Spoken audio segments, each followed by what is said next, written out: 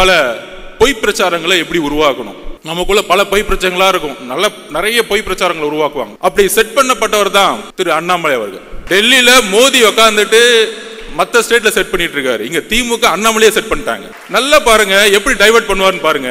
அதான் நான் சொன்னேன், எங்க தலைவர் புலி மாதிரி அமைதியா இருக்கும்போது திடீர்னு ஒரு ஆடு வந்து சம்பந்தமே இல்லாம எங்களுடைய குறிக்கோள் ஒட்டுமொத்த திமுகவை நாங்க கேள்வி கேட்டு மக்களுடைய பிரச்சனைகள் குரல் கொடுக்கறதுக்கு நாங்க பிரச்சாரத்தை உருவாக்கிட்டு இருக்கோம். சம்பந்தமே இல்லாம எங்க தலைவரை பார்த்து அது ஒரு தொழில், என்னுடைய தொழில், பெண்ணை கேவலமாக பேசக்கூடிய ஒரு தலைவரை பிஜேபி வச்சிருக்கும் போதே முடிவாயிருச்சு அந்த கட்சி எந்த அளவுக்கு இருக்கு. அக்கா தமிழிசை சவுந்தரராஜன், வானதி அக்காக்கெல்லாம் தெரியும் இந்த தலைவரை பத்தி எந்த அளவிற்கு திமுகவிற்காக நம்ம அண்ணாணி சுட்டி பிரச்சனையை கையில் எடுக்கும் பொழுது மக்கள் எல்லாம் அந்த பிரச்சனை குரல் கொடுக்கும் பொழுது எங்கே சார் அங்க பிரச்சனை கொடுக்கும் போது திடீர்னு சட்டையை கழட்டிட்டு சாட்டை அடிச்சுக்கிறேன். என்ன அரசியல் பண்றீங்க?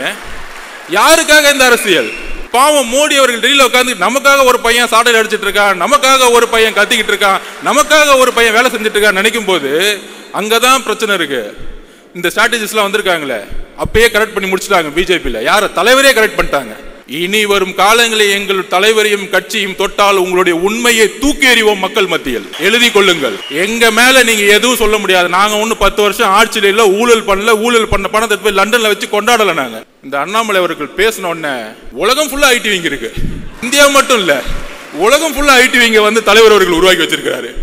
ஐடி விங்க போட்டு கொஞ்சம் கண்ட்ரோல் பண்றதுக்காக தான் ஐடி விங்க இருக்கணுமே தவிர திமுக மாதிரி ஒரு 300 பேரை போட்டு யாரா திட்டலாம், ஒரு 200 ரூபா கொடுத்துட்டு யாருக்கு லைக் போடலாம், அப்பான்னு சொன்ன உடனே ட்ரெண்டிங் எப்படி உருவாக்கலாம், இந்த செட்டிங் வேலைலாம் எங்களுக்கு கிடையவே கிடையாது. சொன்ன அடுத்த செகண்ட் 2 நாள்ல கண்டென்ட்டும் கொடுக்க வேணாம், இதை செய்யுங்கன்னு சொல்ல வேணாம், அடுத்த செகண்ட் அவங்க எடுத்து போடுறாங்க டேட்டாவை.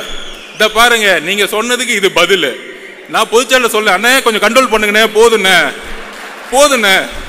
விட்டுருங்கண்ணே, பாவண்ணே எவ்வளவுதான் பிரியாணி போடுவீங்க, போதும். அதனால திரு அண்ணாமலை அவர்களே, உங்களுடைய பிரதமர் மோடி அவர்களுக்கு உண்மையாக இருங்கள், உங்களுடைய தலைவர் அவர்களுக்கு உண்மையா இருக்கு. அதனாலதான் எந்த மீட்டிங்னாலும் கூப்பிடறதே இல்லை, அடுத்த நாள் கூப்பிடுறாங்க. மீட்டிங் கூப்பிட்டா கட்சியோடைய தலைவரை மீட்டிங்ல வச்சுக்கிறது இல்லை. ஸோ உங்க கட்சிக்கு பூத் கமிட்டி மீட்டிங்ல இல்லை, அதுக்குள்ள ஏன் கட்சியை பார்த்து ஏன் தலைவரை பார்த்து என்ன ஒரு பெண்களை நோக்கிய விமர்சனம், எழுதி வைத்துக் கொள்ளுங்கள். பெண்களை நோக்கிய விமர்சனம் தூக்கி எறியப்படுவார்கள் தமிழக அரசியலில், எழுதி வைத்துக் கொள்ளுங்கள். இதுதான் லாஸ்டா உங்களுக்கு, இதுதான் பதில். இல்லைங்க, ஒருத்தவங்க வீட்லயே உட்காந்துக்கிட்டு சும்மா அறிக்கை விட்டுக்கிட்டு அப்படி ஒருத்தரோட தியாகத்தை கொச்சப்படுத்துறது, அண்ணாமலை அண்ணனை கேவலம் சொல்றதுக்கு இவங்க யாரு? 2 வருஷமா இவங்க எவ்வளவு கேவலமா வேலை பார்த்துட்டு இருக்கிறாங்க. இன்னைக்கு மக்களை எவ்வளவு கேவலமா நினைக்கிறாங்க. எந்த பிரச்சனைக்கு நீங்க நின்னீங்க? நீங்க எங்களுக்காக என்ன பேசியிருக்கீங்க? நீங்க கேவலத்தை பத்தி பேசுறது. உலகத்திலே கேவலப்பட்ட ஒரு மனிதர்கள், கேவலமான எங்கள் மக்களை நினைக்கக்கூடிய மனிதர்கள் தாவேகாரங்க. எங்களை எப்படி கேவலம்னு சொல்லலாம்? எங்கள் தலைவர் புரட்சியறிஞர் அண்ணாமலையார் கேவலம் சொல்றதுக்கு இவங்களெல்லாம் கால்வாசி தகுதி இருக்காங்க. இதெல்லாம் யோசிச்சு பார்த்தா நாம் இன்னும் பைத்தியக்கார மாதிரி ஒருவேளை இருக்குமோ, ஒருவேளை பைத்தியமா இருப்போமோ நமக்கே தோன்ற அளவுக்கு இவங்க பேசுறாங்க. உண்மையாலே அதாவது ஊர் கூடி தேர் இழுக்கிறவர்கள் தெருவில் இருக்கிறான்னு நினைக்கிறாங்க. நிச்சயமா தாவேகாரங்க தெருவுக்கு வருவாங்க. மக்கள் சார்ந்து இல்லாத இவர்கள், மக்கள் என்றால் என்ன என்றே தெரியாத இவர்கள் எல்லாம் எங்களுக்கு பாடம் எடுக்கிறத பார்க்கும்போது உண்மையாக மன வருத்தமாக இருக்குது. அதாவது சாட்டை அடி தப்பு. உங்கள் விஜய் அண்ணன் என்ன பண்ணார்? அன்னைசிட்டி இஷ்யூ ஆயிடுச்சு. விஜய் அண்ணன் பார்த்தது, அவர் பேசுறது. எப்பயுமேங்க ஒருத்தர் நம்ம குறை சொல்லும் போது தான் என்ன பண்ணணும்னு யோசிக்கணுமா இல்லையா? நான் நல்லா பீச்சில் பட்டாம்பூச்சி விட்டுக்கிட்டு அப்படியே காத்தாடி விட்டுக்கிட்டு அப்படியே ஹீரோயின்ஸோட டான்ஸ் ஆடிக்கிட்டு, அதைத்தான் புரட்சியறிஞர் அண்ணாமலையார் ஒரு கோவத்தின் வெளிப்பாட்டில் சொல்கிறாரு. நீ ஷூட்டிங் ஒன்றும் முடிக்கலன்ற, நான் ஷூட்டிங் முடிச்சுட்டு தான் வருவேன்ற. இங்கே மக்கள் 1000 பிரச்சனைகள் இருக்கோம். நாங்கள் அண்ணா யூனிவர்சிட்டி பிரச்சனை சாட்டையால் அடித்தோம், அதற்கான விளக்கம் மக்கள் புரிஞ்சுக்கிட்டாங்க. எங்களுக்கும் மக்களுக்குள்ள தொடர்பு இவங்களுக்கு என்ன சார் தெரியும்? மக்கள் தொடர்பு இல்லை மேடம், இவங்களுக்கு எங்களுக்குள்ள தொடர்பு இவங்களுக்கு எப்படி தெரியும்? தொடர்பே இல்லாத இவர்கள் தொடர்பு துண்டிச்சு எவ்வளோ வருஷம் ஆகுது? தொடர்புலே இல்லாமல் தொடர்பு இல்லைக்கு வெளியே இருக்கக்கூடிய தாவேகா மக்கள் தொடர்போடு இருக்கக்கூடிய பாஜகவை எப்படிங்க குறை சொல்ல முடியும்? இதெல்லாம் பார்க்கும்போது கேவலமாக இருக்கே இல்லையா? இல்லை, பாஜக எப்போவுமே தாவேகாவை திமுகவோட பி டீம் அப்படின்றாங்க. தாவேகா என்னடா நீங்கள் தான் திமுகவோட பி டீம்ன்றாங்க. யார் இதில் திமுகவுக்கு பி டீம்? ஏங்க நான் சொல்கிறது கேட்டுக்கோங்க. தாவேகா திமுகவோட ஏ டீம். ஏன் பி டீம்னு போடுங்க? இப்போ ஏ டீம் யார்? B team, A team. தாவேகா திமுகவோட ஏ டீம்ங்க. திமுகவில் 3:30 மணிக்கு அறிக்கை வந்தால் 5 மணிக்கு தாவேகா அறிக்கை வரும். திமுகவில் 5 மணிக்கு உதயநிதி உதயநிதி உலகம் போற்றும் உதயநிதி பாட்டு போட்ட இங்க தமிழங்கொடி தலைவங்கொடி தர்மங்கொடி வித்தியாசமே கிடையாதுங்க. என் தலைவன் வராண்டா தாவேக்கா, தலைவர் வருகிறார் திமுக, இப்படிதான் வித்தியாசங்க. இவங்க 2 பேரும் காப்பி பேஸ்ட் வச்சுக்கிட்டு இவங்க 2 பேரும் கலர் ஜெராக்ஸாக இருந்துக்கிட்டு எங்களை வந்து குறை சொல்றதுல என்ன சார் என்ன மேடம் இருக்கு?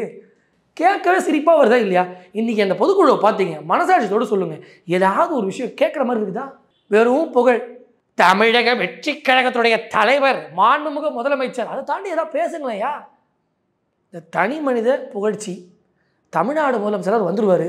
அந்த இன்ஸ்டாகிராமில் ஒன்று பார்த்தீங்களா? சூப்பர் தலைவர்காரன் பண்ணுற வேலை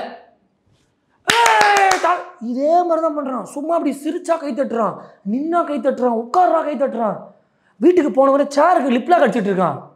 என்ன மேடம் இது? இல்லை கேட்க யாருமே இல்லையா மேடம்? மாவட்ட செயலாளர் டான்ஸ் ஆடிட்டு இருக்கான். யாரா பார்த்தா மாவட்ட செயலாளர் இவனெல்லாம் வச்சு கட்சி நடத்தி நாடு டான்ஸ் ஆடுறது.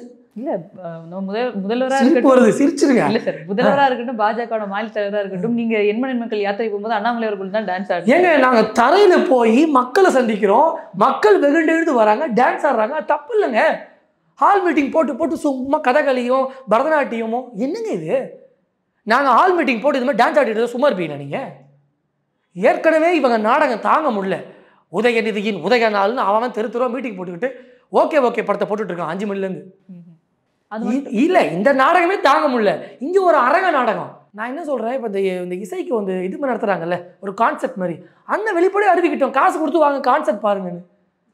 சும்மா டான்ஸ் ஆடிக்கிட்டு பாட்டு பாடிக்கிட்டு அங்கே 10 லேடிஸ் ஒரே புடவை அப்படி சுற்றுறது. என்ன தலைவர் இதெல்லாம்? நீங்கள் ஒரு உற்சாகத்தின் பேரில் பண்ணுறதை நாங்கள் தவறே சொல்ல, எல்லாத்தையும் கொச்சப்படுத்தலை. ஆனால் ஒரு முக்கியமான சமாச்சாரம் பேர் அங்கே ஒரு கொள்கைன்னு கத்திட்டு இருக்காரு, மீனவர் பிரச்சனை மாணவர் பிரச்சனைன்னு. இங்கே ஒரே டான்ஸு மாவட்ட செயலாளர்லாம்.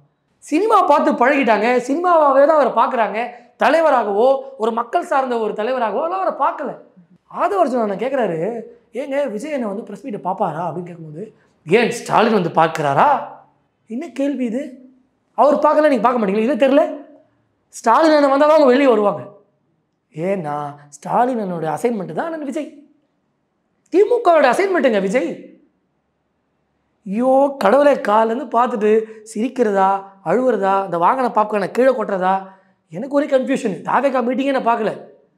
பாஜக அடிக்கிற அடியில் அவனே கண்ணு தெரியாமல் நிற்கிறான். எங்கே நிற்கிறான்? மவுண்ட் ரோடா ஜெமினி பிரிட்ஜா எங்கே நிற்கிறோன்னு அவன் தத்தளிக்கிறான். இதில் நடுவில் சந்தில் சரக்கு ஓட்டுது. இது இப்படி வருது, இப்படி போகுது, இப்படி வருது. நீ ஏன்டா குறுக்கில் வர? கேட்குறோம் வெளிப்படையாகவே. இன்றைக்கி யுத்தம் யாருக்குங்க? இன்றைக்கி பாஜகவா திமுகவான்னு சொல்லி இன்றைக்கி பெரிய யுத்த காலத்தில் நாங்கள் போயிட்டு இருக்கிறோம். அங்கே வந்து குரல் வைத்தக்காரு, அங்கே பாரு பிள்ளை ஒரு வேளை சோத்துக்கு அப்படி நடக்குது பார், கை தட்டுறோம், விசில் அடிக்கிறோம். சினிமாவுக்கு போயிரு தலைவா, அரசியலுக்கு துளிய செட் ஆகாது. மக்களவை பார்க்க வேண்டிய நேரம் இருக்குங்க. நீங்கள் எந்த மக்களவை பார்த்தீங்க? என்ன எங்கேயுமே விடலை, ஒரே அடக்குமுறை. என்னத்தை அடக்குனீங்க? வேறு ஏதாவது அடக்குனா பாத்ரூம் போங்க. சும்மா அடக்கிட்டு இருந்தோம், அடக்குமுறை விட்டா மட்டும் போயிருவீங்களா நீங்கள்?